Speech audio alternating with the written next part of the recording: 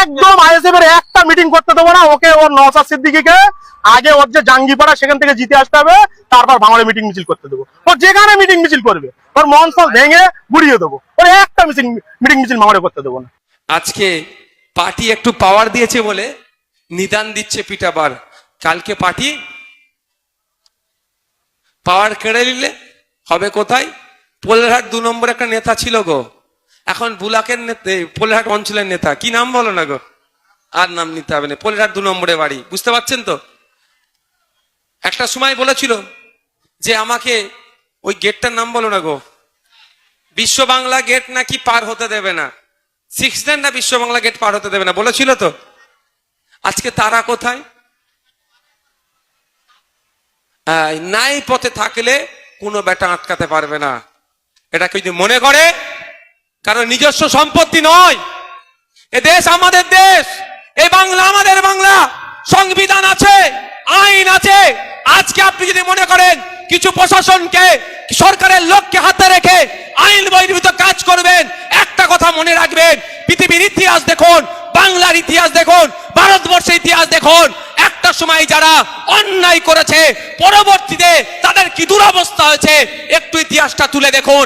আজকে আপনি উপরে আছেন, অন্যায় অনর্থক কথা বলছেন, সাংবাদিকদের পেটানোর নিদান দিচ্ছেন, মানুষকে মারার কথা বলছেন, মানুষকে উত্তেজিত করছেন, কালের ক্রমে আপনি উপর থেকে নিচে আসবেন, সেই সময়টা আপনার কি হবে এখন আপনার ভাবা দরকার। আচ্ছা, আপনাদের অসুবিধা হচ্ছে কি? আমাকে তো খুব ভালো লাগে, আমাকে দুটো কথা শুনতে না খুব ভালো লাগে। এক আব্বাস সিদ্দিকীর ভাই যাচ্ছে বল শুনতে, আজকে আমাদের কথা হচ্ছিল।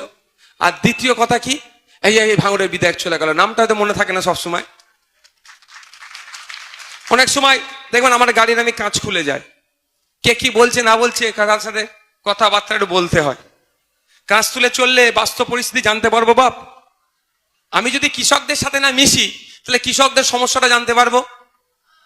আমি যদি লেদার কমপ্লেক্সে যারা কাজ করে তাদের সাথে না কথা বলি, লেদার কমপ্লেক্সের সমস্যা জানতে পারবো। আমি যদি রাজমিস্ত্রিদের সাথে না কথা বলি, ওদের কি সমস্যা জানতে পারবো।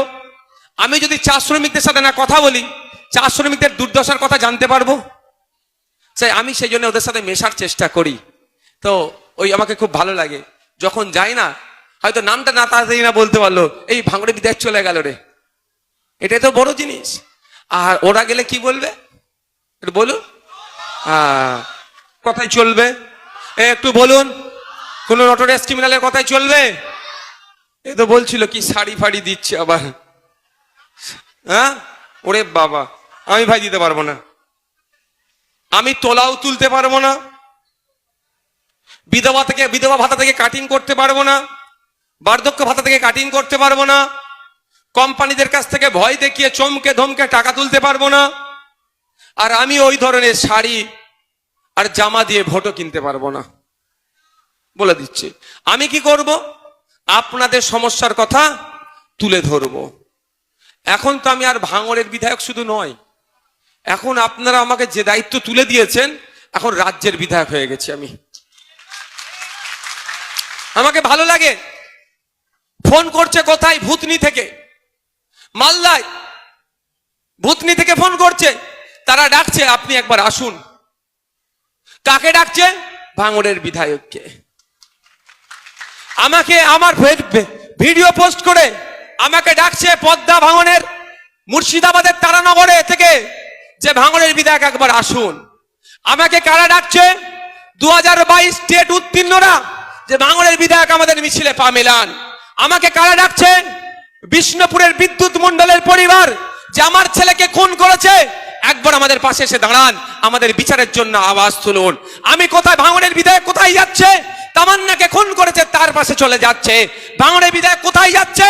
চোপড়াতে আদিবাসীদের উপরে আক্রমণ হয়েছে তার পাশে গিয়ে দাঁড়াচ্ছে। ভাঙড়ের বিধায়ক কোথায় যাচ্ছে? পুরুলিয়াতে দলিত আদিবাসীদের উপরে আক্রমণ হয়েছে তাদের পাশে গিয়ে দাঁড়াচ্ছে। ভাঙড়ের বিধায়ক কোথায় যাচ্ছে? সে ইসলামপুরে ছুটে চলে যাচ্ছে। ভাঙড়ের বিধায়ক রাজ্যের প্রতিটা অন্যায়ের বিরুদ্ধে, যারা অন্যায় করছে তাদের বিরুদ্ধে কথা বলছে, আর যারা অত্যাচারের শিকার হচ্ছে তাদের পাশে দাঁড়াচ্ছে। সুতরাং ভাঙড়ের বিধায়ক এখন আর শুধু ভাঙড়ের বিধায়ক নয়, সারা রাজ্যের বিধায়ক ভাঙড়ের মানুষের জন্য হয়েছে।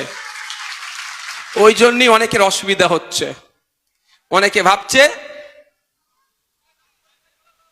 অনেকের অসুবিধা হচ্ছে না ভাই?